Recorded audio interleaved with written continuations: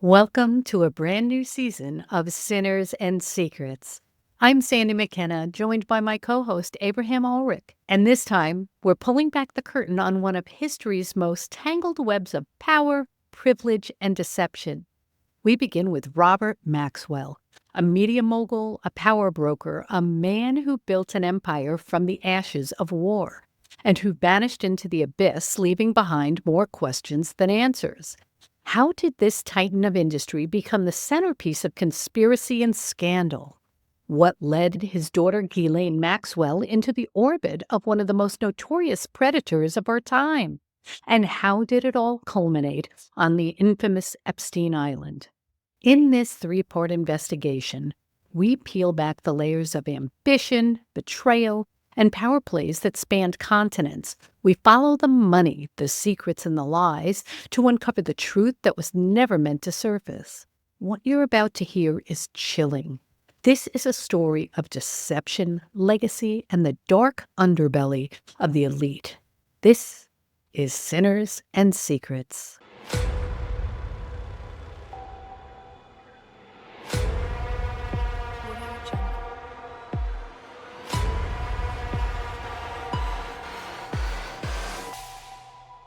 Audio Jungle.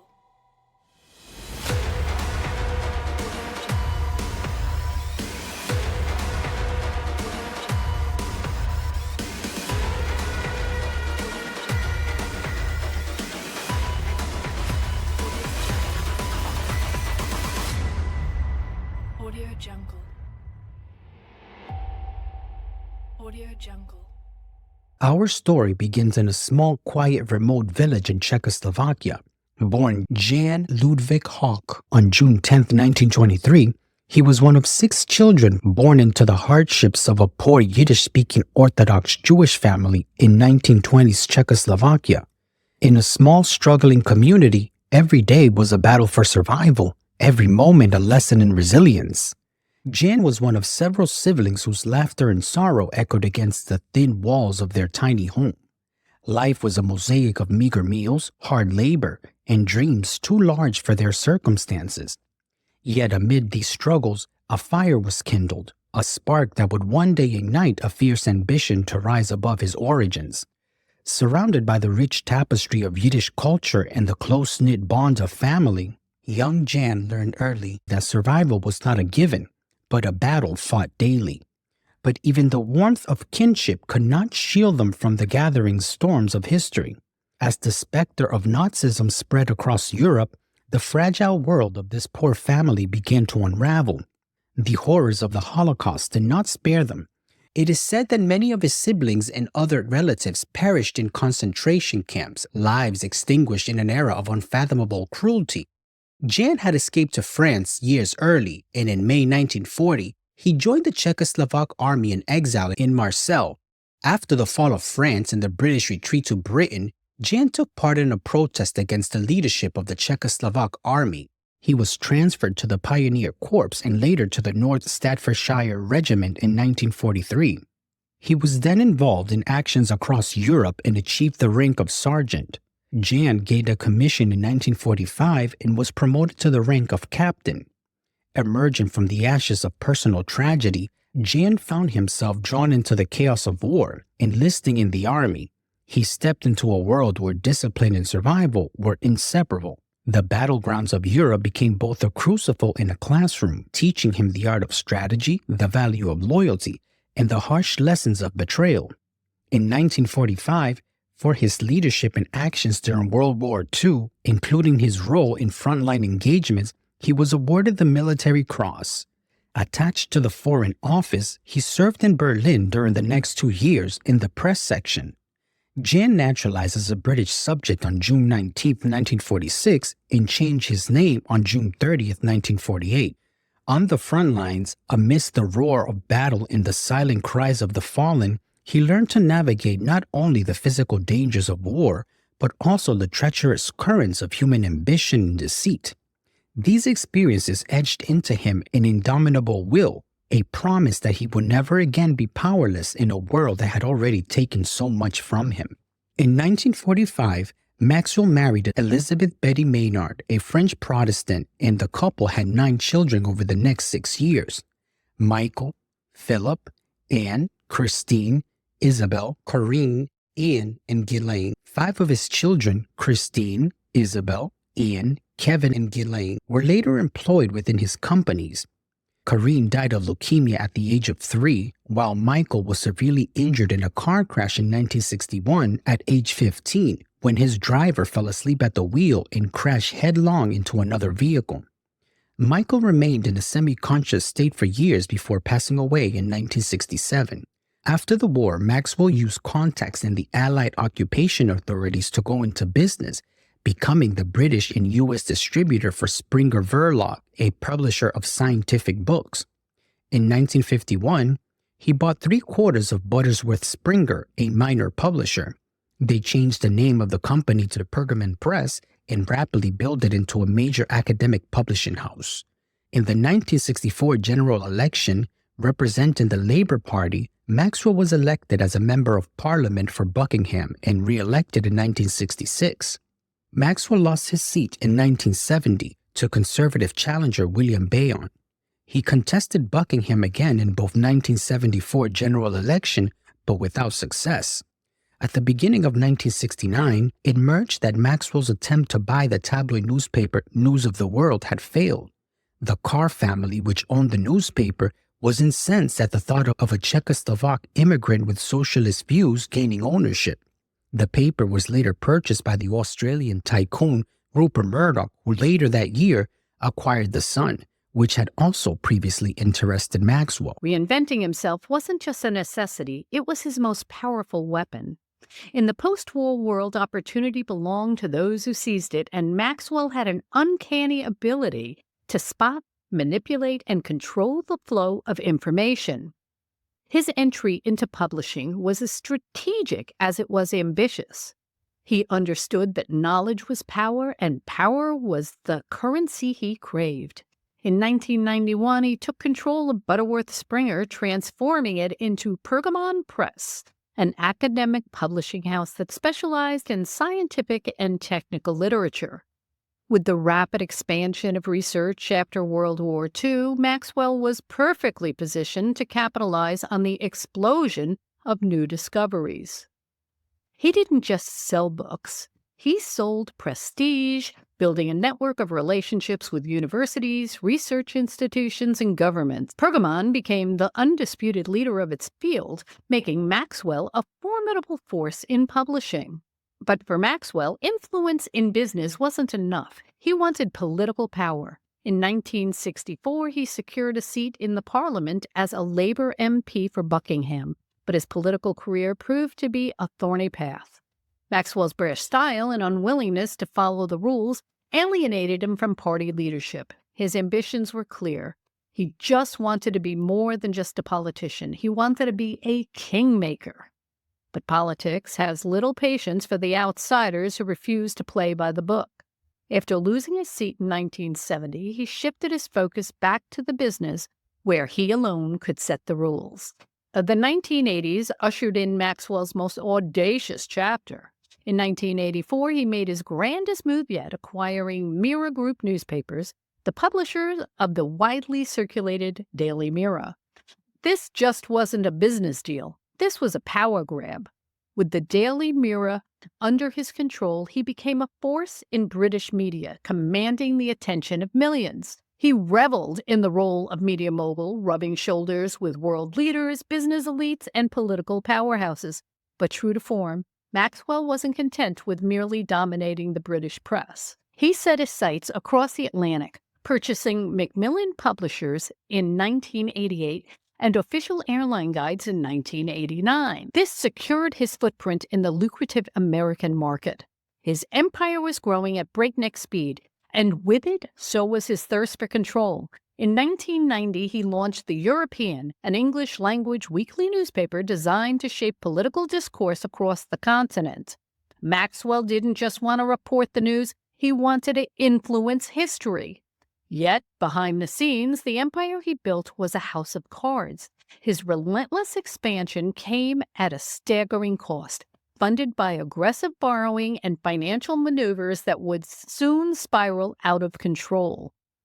By 1991, the cracks were becoming impossible to ignore. The banks were growing restless, investors were losing confidence, and whispers of financial mismanagement were growing louder. Robert Maxwell had spent decades mastering the art of survival, bending fate to his will. But as the walls of his empire began to close in, he would soon face a reckoning unlike any before. His story was far from over. His most dramatic chapter was yet to come. For years, Robert Maxwell had been lauded as a media titan, a self-made billionaire with a commanding presence and an empire spanning continents. But behind the headlines, his empire was teetering on the brink of financial catastrophe. Maxwell wasn't just in debt, he was drowning in it, and worse, he was running out of time. By the late 1980s, Maxwell's companies were crumbling under over $3 billion in debt, a vast financial black hole that he was desperate to fill. But rather than admit defeat, Maxwell did what he had always done. He doubled down on deception. To keep up appearances, Maxwell began secretly siphoning money from the pension funds of his own employees, men and women who had spent their lives working for his newspapers. He transferred hundreds of millions of pounds to prop up his failing businesses using creative accounting off the books. But no matter how many numbers he manipulated, the truth was catching up to him. His empire was bleeding money, and soon, so was he. In public, Maxwell exuded confidence. In private, he was coming apart. Banks were demanding repayment, auditors were asking questions, and journalists were circling like vultures. His enemies, many of whom had feared and resented him for years, sensed blood in the waters.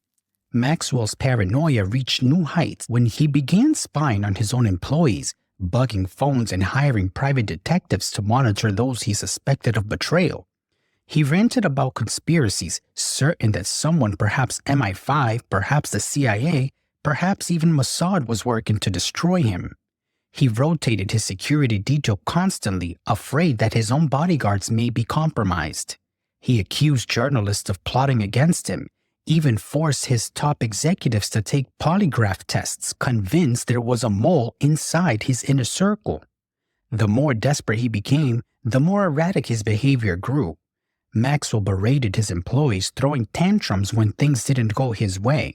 He threatened legal action against newspapers that reported on his financial woes, even as he himself owned newspapers that were quietly beginning to question his stability.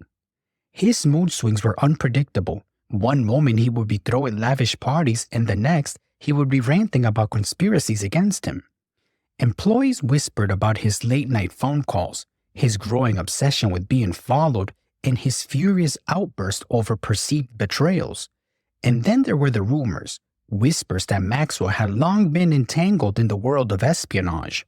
Maxwell's relationship with Mossad remains the subject of speculation. While some claim he was more of a useful asset than an official agent, by the fall of 1991, Maxwell was increasingly convinced that powerful enemies were closing in. He spoke of being watched, of threats lurking just beyond his grasp. Were these the delusions of a desperate man, or had Maxwell's entanglement in the world of intelligence truly placed him in mortal danger? The line between reality and paranoia had blurred, but one thing was certain. His time was running out. By 1991, the walls were closing in. Maxwell needed cash and cash fast. His businesses were hemorrhaging money, and if the truth about the pension fraud was exposed, it wouldn't just mean financial ruin, it would mean prison. He made one final gamble. In October, he traveled to New York, desperately trying to secure a massive loan from bankers at Goldman Sachs and other institutions. But Maxwell was no longer the feared and respected mogul of the past. The banks saw the writing on the wall, and they refused to bail him out. The rejection shook him to his core. Maxwell had spent his entire life bending the world to his will, manipulating people, headlines, and numbers alike. But this time, there was no one left to save him. On November 1, 1991, Maxwell boarded his luxury yacht, the Lady Ghislaine, for what would be his final voyage. This was no ordinary vessel. It was a 180-foot luxury superyacht named after his youngest daughter, Ghislaine Maxwell. It was a floating palace decked out with lavish suites, satellite communications, and opulent interiors that reflected Maxwell's grandiose lifestyle. The towering mogul, who once seemed invincible, now paced the deck alone, his mind a storm of thoughts. His empire was collapsing. His fraud was on the verge of exposure. His enemies were waiting to devour him. And for the first time in his life, there was no way out. That evening, Maxwell had an argumentative phone call with his son Kevin regarding a scheduled meeting with the Bank of England concerning a $50 million loan default. He missed the meeting and traveled on the Lady Ghislaine to the Canary Islands instead. This last confirmed contact with Maxwell was at 4:25 a.m. local time on November 5th, when he spoke with the crew. Later that morning, he was found to be missing. Hours later, as the sun rose over the Canary Islands, Maxwell's absence became undeniable. A search of the yacht found his bathrobe neatly folded on the deck, but no sign of the man himself. At 11:48 a.m., the crew issued a distress call.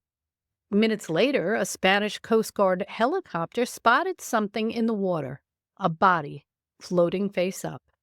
It was Robert Maxwell, naked, motionless, lifeless. The official autopsy conducted by Spanish authorities concluded that Maxwell had drowned, no evidence of foul play, no visible signs of struggle, a tragic accident, or perhaps suicide. But for many, the story didn't add up. For one, Maxwell had never learned to swim, a man known for his deep-seated fear of drowning. Even more bizarre, there were conflicting reports. Some said that he had inhaled water. Others said that he died before he even hit the water.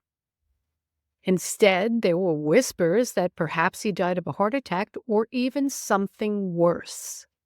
And then there were the conspiracy theories, each more tantalizing than the last. Some believed Maxwell's death was no accident, that he was silenced before he could expose dangerous secrets. Theory 1, suicide. One theory suggests that Maxwell, facing total financial ruin, took his own life, choosing the cold embrace of the Atlantic over the humiliation of scandal and prison. But would a man like Robert Maxwell, relentless, narcissistic, convinced of his own invincibility, really choose to end it all? Or was he still scheming, still believing he could claw his way out? Theory 2, assassination. Then there are those who do not believe he jumped, but was pushed.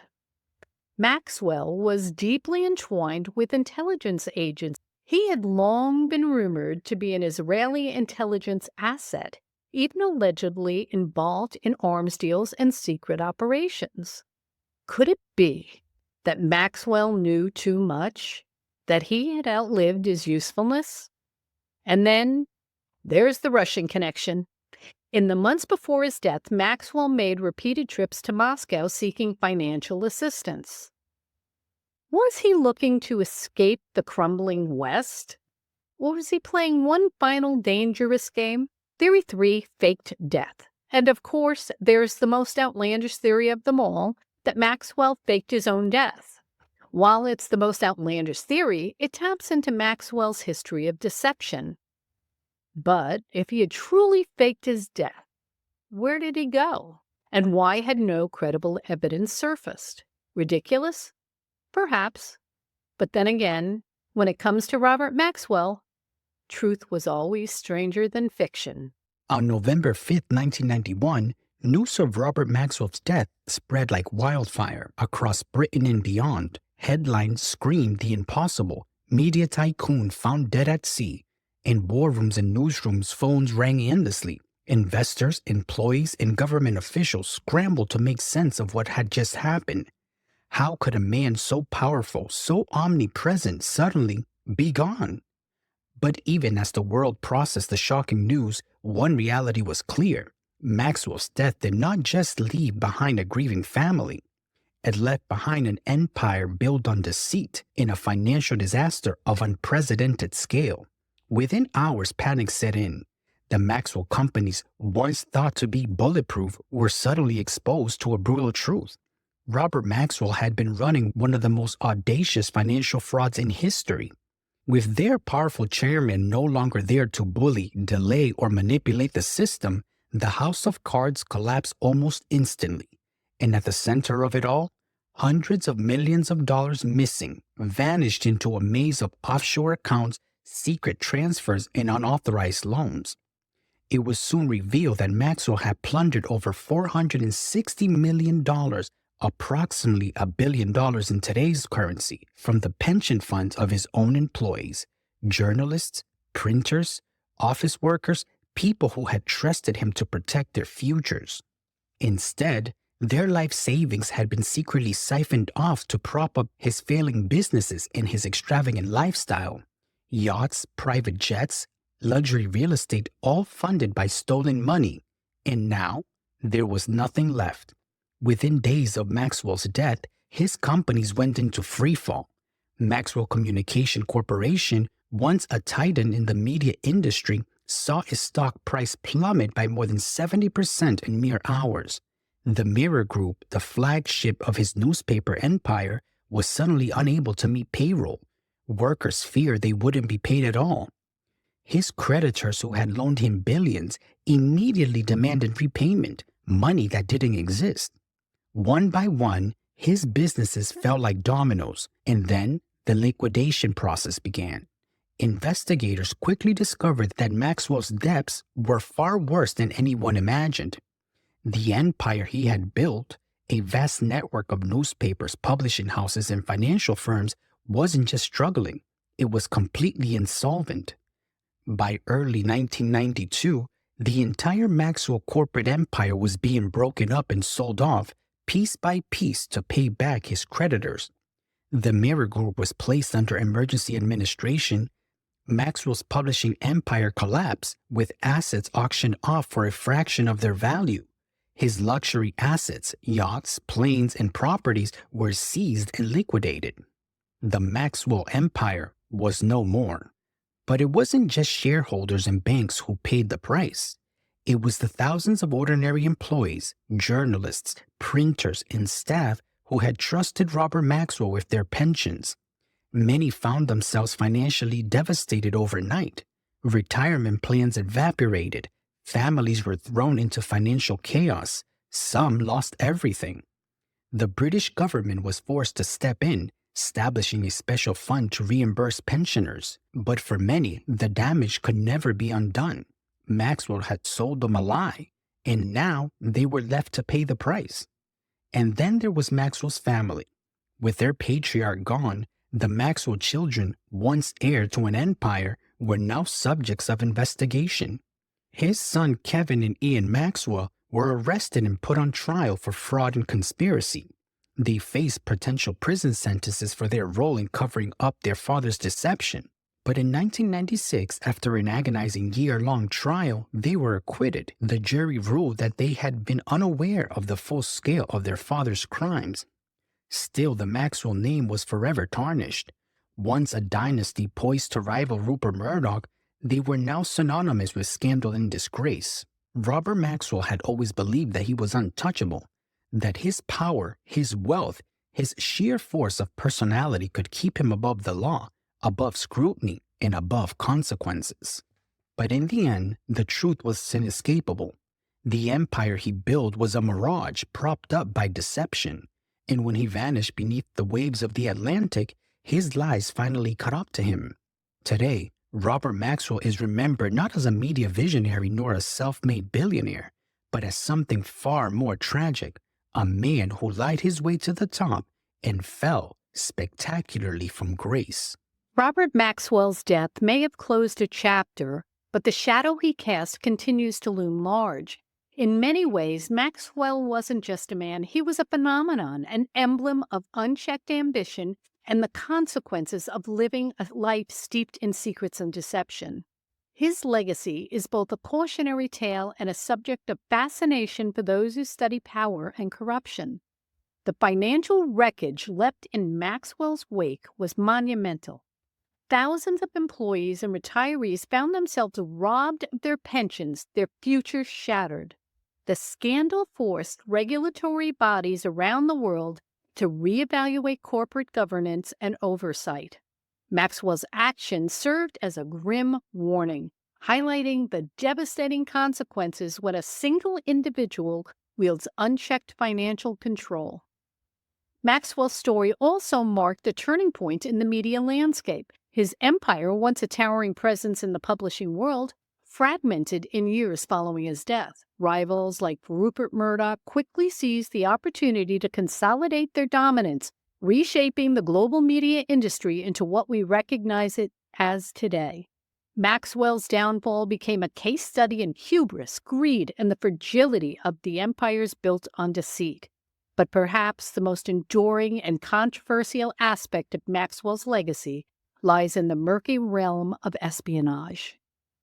The details of his relationship with intelligence agencies remain shrouded in mystery, but his story has fueled decades of speculation about the intersections of power, media, and covert operations.